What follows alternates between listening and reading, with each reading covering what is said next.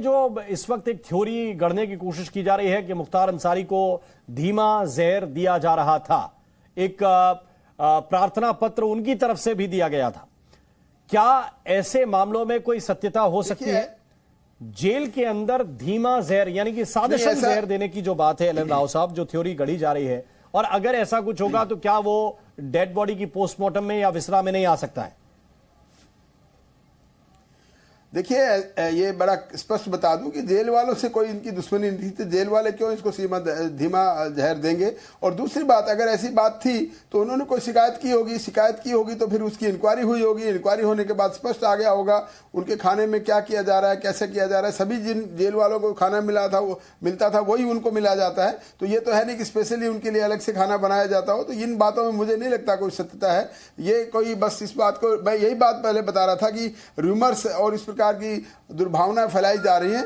और ऐसी कोई बात है तो जैसे आपने कहा कि भी पोस्टमार्टम 3 डॉक्टर्स की एक टीम पोस्टमार्टम इसका करेंगे, तो पोस्टमार्टम के दौरान पता लग जाएगा अगर ऐसी कोई बात हुई होगी। तो धीमा जहर वाली कोई कहानी जो थ्योरी चल रही है, मैं उसको सिरे से खारिज करता हूँ। ऐसा हो नहीं सकता, क्योंकि जेल के अधिकारियों का या किसी और अधिकारी का इससे कोई मतलब नहीं। और दूसरी सबसे इंपॉर्टेंट बात यह है कि उसको क्यों कोई मारेगा अभी, क्योंकि उनकी 2 बार उम्र कैद की सजा हो चुकी है और बहुत से केसेस अभी चल रहे हैं। सजायाफ्ता आदमी है वहां पर, उसको मारने की कोई जरूरत नहीं है।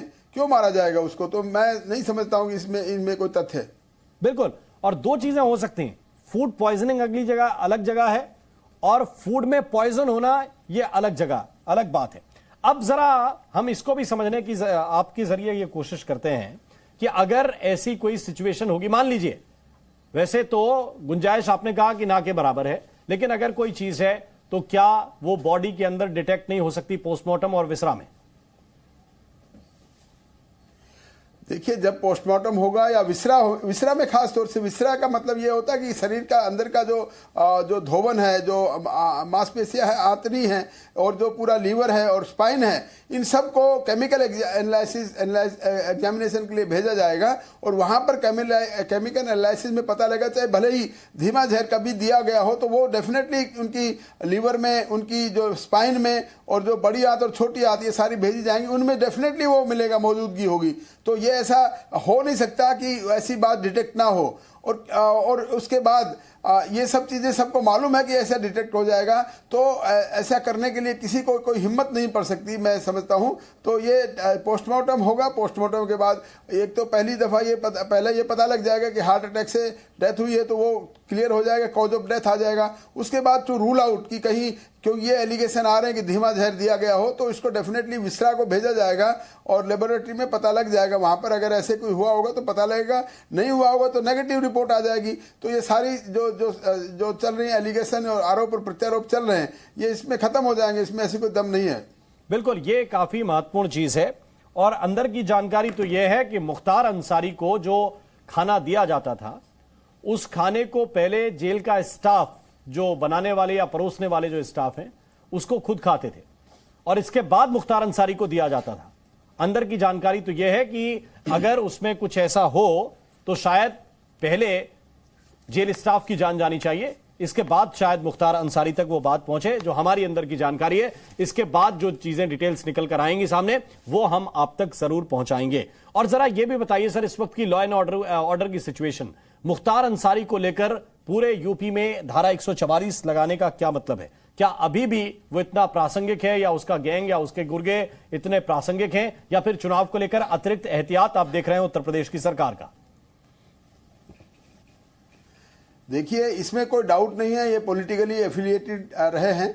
और उसके बाद आजकल चुनाव का माहौल है, इन सब चीज को मद्देनजर रखते हुए प्रशासन कोई भी ऐसी चीज को नहीं ऐसा नजरअंदाज कर सकता कि कोई भी पॉसिबिलिटी किसी प्रकार की है। मैं नहीं समझता हूँ बहुत ज्यादा इनके अब फॉलोअर बचे हैं। और जब से ये जेल में गए हैं तब से, उसके बाद तो लोगों को यह भी पता लगा, और 2 उम्र कैद अगर हो गई उसकी 2 केसों में, तो उसके बाद तो लोगों को पता लगता है अब ये जेल से बाहर आने वाले नहीं है।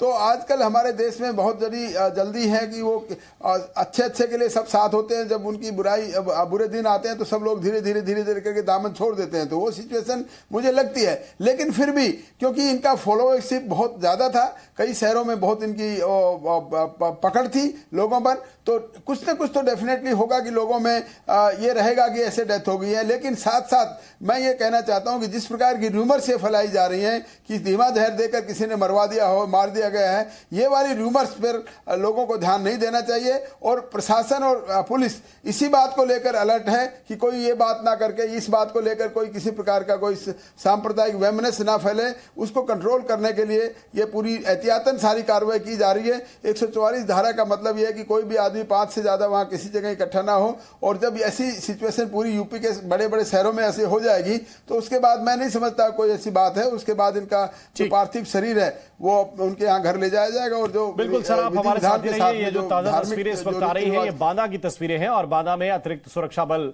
लगाए गए हैं, अतिरिक्त पुलिस की व्यवस्था बढ़ाई गई है। ये तस्वीर इस वक्त जो आपको दिखा रहे हैं ये बांदा में है, जहां पर पुलिस के बड़े अधिकारियों की भी तैनाती की गई है।